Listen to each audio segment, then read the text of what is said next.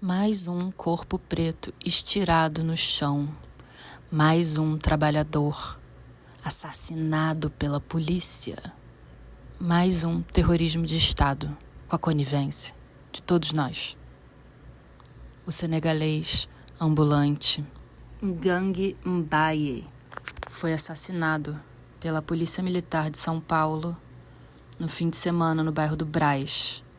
Um rapaz trabalhador que mandava dinheiro para sua família em África, que deixou uma filha de 7 meses na barriga de sua companheira, assassinado pelo Estado brasileiro. Mais um. Apenas mais um. Será ele apenas mais um? Esse é o nosso legado?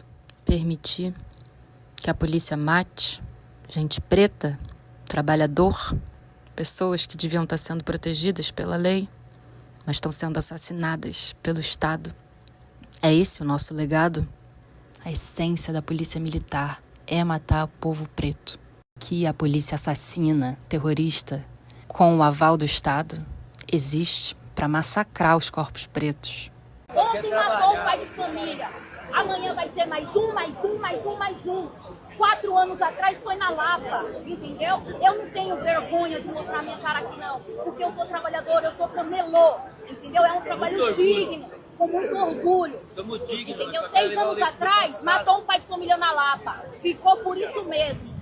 Ontem foi o nosso amigo aqui. Vai ficar por isso mesmo? Vai ficar por isso mesmo? Uma operação delegada safada que fala que o policial estava de folga, prestando serviço. Mentira! Um policial da operação delegada ganha R$480 um dia para trabalhar, para vir aqui matar um trabalhador. É gastado de cerca de R$1 milhão. Ele saiu do país dele para vir aqui trabalhar, entendeu? Mas morreu como guerreiro, como trabalhador, honesto. Morreu pela nossa classe. A gente não vai desistir. A gente não vai desistir, a gente vai lutar por ele. Agora a gente tá mais forte. Ao vivo, hein? Ao vivo, a live ao vivo, hein? Aí, ó. Caralho, bagulho é milhão, hein? Os guardas tá aqui, não faz nada, mano, ó. O guarda não tá fazendo nada, mano. Ó o guarda oprimindo ali, ó. Ó o guarda oprimindo logo com a arma, ó. Não chamou a ambulância. Caralho. Tá milhão, irmão, ó.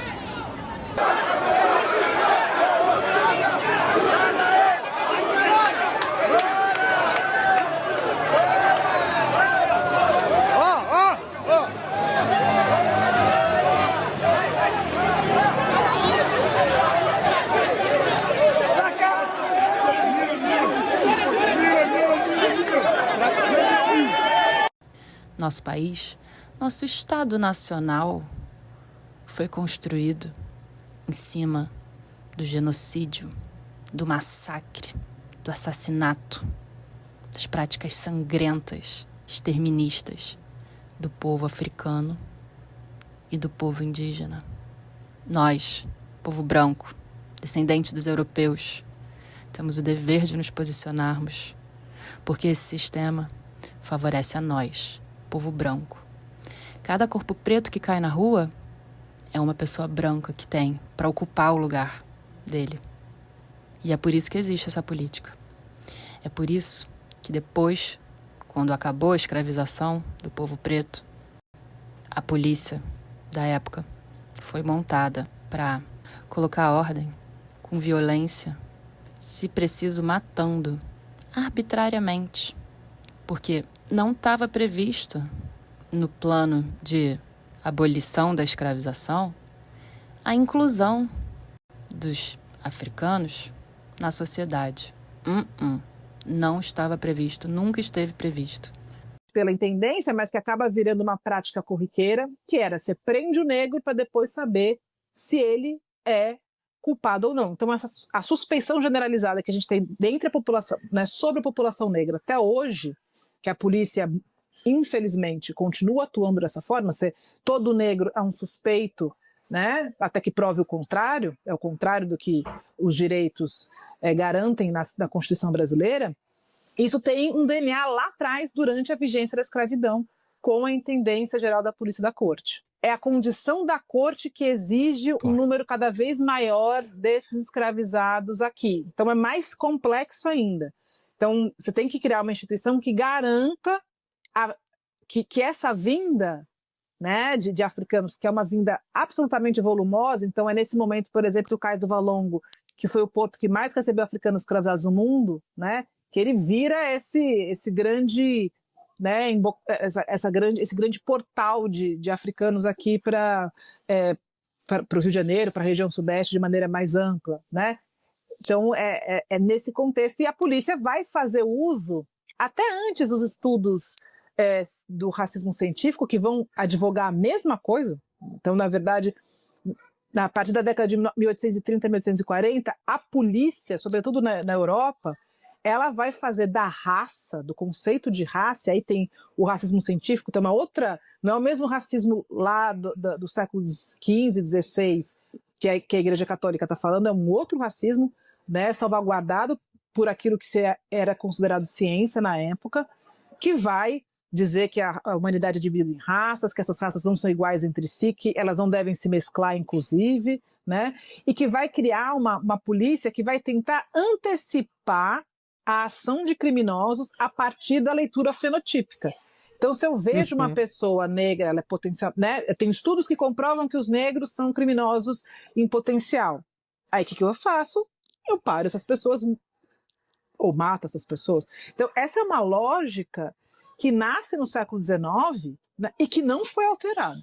A polícia brasileira, infelizmente, boa parte dela ainda age a partir dos pressupostos do racismo científico. Mas ele é científico. Hoje são algoritmos determinando isso. É impessoal. Bem impessoal, né? Como se existisse impessoalidade. Como se a ciência não fosse feita a partir de escolhas, né? Enfim, de sujeitos. Então, mais uma vez, é só mais uma camada do racismo. Então, o algoritmo é outra camada, são as reatualizações, né? Por mais que muitos esforços sejam feitos hoje em dia, de inclusão através de políticas de cotas, a estrutura do nosso país, a estrutura das nossas elites, depende do massacre contra o povo preto. E se você é branco, principalmente se você é branco e rico eu não estou falando burguês, não. Rico, eu tô falando assim, se você ganha mais de 6 mil reais por mês, se você tá acima dos 90% da população. E sabe quem que lucra com isso? Você, branco, de classe média alta. Você, pequeno burguês da elite carioca. Você, burguesinho, latifundiário, pessoas ricas. O sistema serve para favorecer vocês, para proteger a propriedade privada de vocês, passando por cima de todas as pessoas, passando por cima da dignidade de qualquer pessoa que exista que não seja branca e rica. Eu sei que é difícil de enxergar isso. Quer dizer, não é nem um pouco difícil. É difícil para quem está apoiado em seu privilégio por gerações. Talvez para essas pessoas seja difícil. Talvez para essas pessoas a espiritualidade seja virar a cara. Essa espiritualidade iluminada prega que você não deve olhar para a realidade. Você não deve se sujar com o que está acontecendo. Você não deve se sujar com notícias que geram ódio e raiva, que abaixem a sua frequência, porque você é muito evoluído para isso. Sabe o que eles dizem também? Essa galera espiritualizada, iluminada, dizem que o Holocausto judeu foi karma coletivo, assim como a escravização do povo negro, assim como a colonização. Essas pessoas que têm esse discurso têm um discurso supremacista branco. Por mais que elas não consigam se ver ao lado dos nazifascistas, elas são nazifascistas. Uma pessoa que justifica a miséria do mundo através de teorias kármicas, como se as pessoas que sofrem e passam fome estão pagando karma de vidas passadas. E as pessoas brancas e ricas do primeiro mundo, que têm uma política baseada no genocídio, no assassinato do sul global, essas pessoas são evoluídas. Aonde? Essa espiritualidade é a espiritualidade da domesticação, é a espiritualidade da pacificação, no pior sentido da palavra, porque eu também sou da paz. Permite a gente fazer um arco do Brasil independente, né? Do Brasil que se propõe a ser uma nação independente e soberana, né? Que é o que acontece a partir de 1822. Eu acho que a independência ela é um momento crucial, é uma transformação na história do Brasil, também e talvez sobretudo por ser uma nova aposta no racismo como um sistema de poder. E no caso específico que você mencionou, que é a Constituição de 1824, né, que é fruto, na verdade, da Constituinte de 23, que é uma Assembleia Constituinte intensa, com a intervenção de Dom Pedro I, né, a dissolução da Assembleia, então ela é politicamente muito conturbada. Você tem a saída do Bonifácio, que se considera o patrono da independência, enfim. Mas tem uma dimensão que eu acho que é muito interessante, que é basicamente o que você disse, né? É uma Constituição, é a nossa primeira Constituição, até hoje, a Constituição mais longeva da nossa história, né? É uma Constituição em que você não vê a palavra escravidão em nenhum momento, ela não aparece, a palavra não aparece, né? Mas você tem uma alusão à escravidão justamente no artigo 179, que é o artigo que garante que todo cidadão brasileiro tem direito à propriedade privada. E qual era o tipo de propriedade privada mais difundido no Brasil da época? A posse de outras pessoas, né? A propriedade de outras pessoas.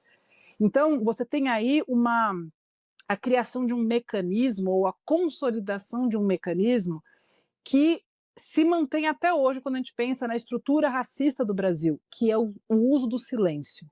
Você não falar, escolher não falar sobre o passado, é um tremendo exercício de poder. Então, o que essa Constituição faz? Ela não fala sobre a escravidão, que já começava a ser questionada pelo movimento abolicionista, fora todas as assuntos da população escravizada que desde sempre lutam contra a escravidão. No começo do século XIX, o abolicionismo se torna uma força política importante, sobretudo na Inglaterra, que até pouquíssimo tempo antes tinha sido a maior traficante de escravizados do mundo, né? Então você tem uma virada histórica aí na Inglaterra, que está vinculada também à Revolução do Haiti, a leitura que a Inglaterra faz dessa Revolução do Haiti também. Mas o fato é que o movimento abolicionista estava crescendo, então já tem, né, e nessa Assembleia Constituinte, o próprio Bonifácio, que é um homem que tinha, né, enfim, que tinha uma percepção, tinha passado muito tempo na Inglaterra, tinha uma percepção um pouco diferenciada das relações, ele chega a fazer a proposta de uma emancipação gradual da escravidão no Brasil, que nem vai ser debatida. E por quê? Porque o amálgama, o cimento, aquilo que vai unir o Brasil em torno da formação de uma única nação, é a condição de proprietário de escravizados. Essa é a condição é esse sentimento que vai juntar pessoas que que viviam, né, que falavam um português nem muito parecido, né, e que viviam em diferentes partes dessa América portuguesa. Eu sei que nós somos responsáveis pelo mundo que a gente habita. Portanto, o silêncio é ser conivente. Portanto, a neutralidade é dar espaço para o opressor. Então, pensa, sinta, aonde você quer estar. Civilização ocidental seria engraçado se não fosse trágico. Seria engraçado se essa palavra, ocidente, não tivesse tão manchada de sangue. Civilização ocidental. Você se acha civilizado? A sua indignação só chegou quando a violência, a sanguinolência, a violência assassina usada contra os colonizados foram usadas contra os europeus, o povo colonizador. Mas o nazismo e o fascismo, a maneira de operar deles já era usada contra as colônias nas Américas, na África, na Ásia e na Oceania por muitos e muitos séculos. The day that My grandmother's entire family and village was massacred in a different genocide, the Holocaust. My grandmother just happened to be absent. I grew up knowing this fact and understanding that it means that, first of all, I'm not supposed to be here. My life is a fluke. And I also grew up agonizing over the question of where were the neighbors? Não tem Cristo que vai te eximir da sua responsabilidade energética diante das coisas que estão acontecendo. Não tem rostinho virado que vai te tornar inocente diante do assassinato em massa de séculos e séculos. E dos assassinatos em massa que estão acontecendo agora. Seja em Gaza, na Palestina, seja aqui no Brasil. O seu silêncio não vai te salvar. Você é conivente. Você não é civilizado. E você não sabe o que é o amor ao próximo. Uma religião que rima com império nunca vai ensinar o amor ao próximo a ninguém, a não ser o modus operandi do genocídio, da opressão e do assassinato. Essa é a nossa civilização ocidental. Esses são vocês.